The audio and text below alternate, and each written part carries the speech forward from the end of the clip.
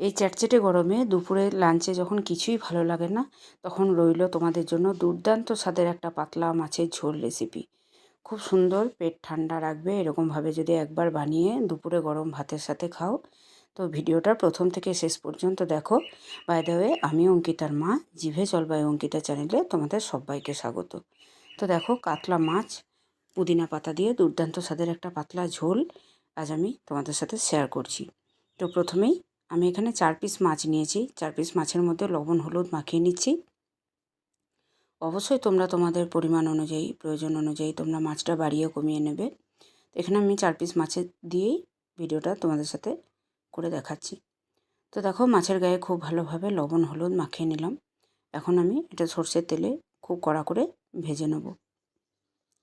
তো তার জন্য প্রথমেই কড়াতে আমি সর্ষের তেল আগে থেকে গরম হতে বসিয়ে দিয়েছি। মাছগুলো একটা একটা করে দিয়ে উল্টে পাল্টে খুব ভালোভাবে ভেজে নিচ্ছি।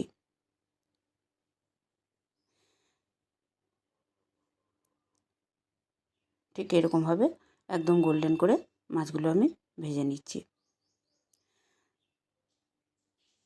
আর এখানে মশলা হিসাবে আমি নিয়েছি 1 চামচ মতো মৌরি,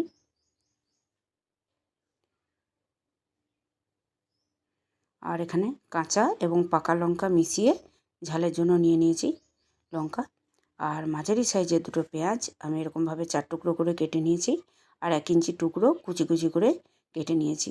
সমস্ত কিছু দিয়ে একটা আমি পেস্ট বানিয়ে নেব।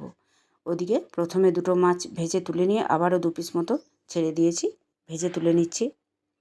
আর এখন এখানে সবজি হিসাবে ব্যবহার করব আলু আর কুমড়ো। গরমের দিনে এরকম সবজি দিয়ে মাছের ঝোল পাতলা কিন্তু দুর্দান্ত লাগে। তো বন্ধুরা, আমি এখানে কুমড়ো নিয়েছি, তোমরা চাইলে এর জায়গায় ঝিঙে নিতে পারো, পটল নিতে পারো, এমনকি কচু থাকলে কচুও নিতে পারো। সব কিছু দিয়েই কিন্তু এই পাতলা মাছের ঝোলটা বানানো যায়। আমি এখানে শুধু কুমড়ো আলু দিয়েই বানাচ্ছি। তো দেখো, আলু খুব ভালোভাবে ভেজে নেওয়ার পর দিয়ে দিলাম কুমড়োগুলো। কুমড়ো যেহেতু ভাজতে বেশিক্ষণ সময় লাগে না, মিষ্টি জিনিস খুব তাড়াতাড়ি রং ধরে যায়, তাই কুমড়োটা একটু পরে দিলাম। তো আলু কুমড়ো খুব ভালোভাবে ভাজা ভাজা করে নেওয়ার পর দিয়ে দিচ্ছি স্বাদ মতো লবণ ও আন্দাজ মতো হলুদ।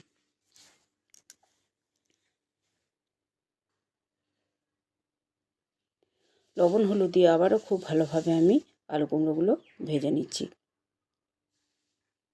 ও হ্যাঁ, তোমরা এখানে কুমড়োর জায়গায় কিন্তু পাতলা স্লাইস করে লাউও দিতে পারো, এই গরমের দিনে পেট ঠান্ডা রাখবে। তো দেখো, সবজি ভেজে নিয়ে দিয়ে দিচ্ছি যে মশলাটা আমি আগে থেকে বেটে রেখেছিলাম, সেই মশলাটা।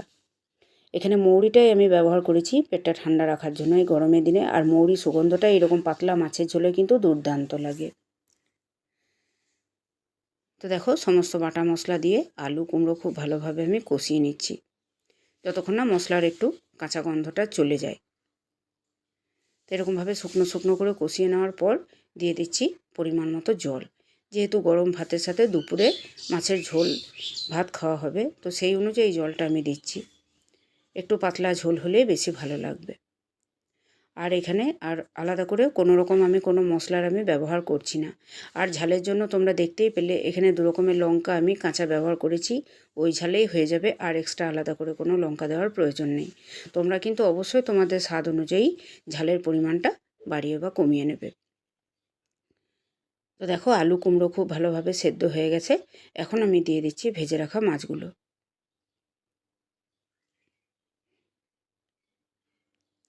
ভেজে রাখা মাছগুলো দিয়ে দেওয়ার পর আবারও একটু সামান্য আমি ফুটিয়ে নেব। তো বন্ধুরা, নামানোর সময় আমি এখানে কচি কচি পুদিনা পাতা ব্যবহার করেছি। তোমরা চাইলে হাতের কাছে যদি ধনেপাতা থাকে তাহলে ধনেপাতাও দিতে পারো। পুদিনা পাতা কিন্তু পেট ঠান্ডা রাখতে খুব সাহায্য করে এবং হজমেও খুব উপকার করে, তাই আমি এখানে পুদিনা পাতাটা ব্যবহার করলাম, বিশেষ করে গরমের দিন বলে।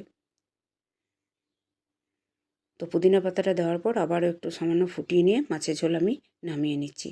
আমার আজকের রেসিপি কেমন লাগলো তোমরা অবশ্যই কমেন্ট করতে ভুলো না কিন্তু।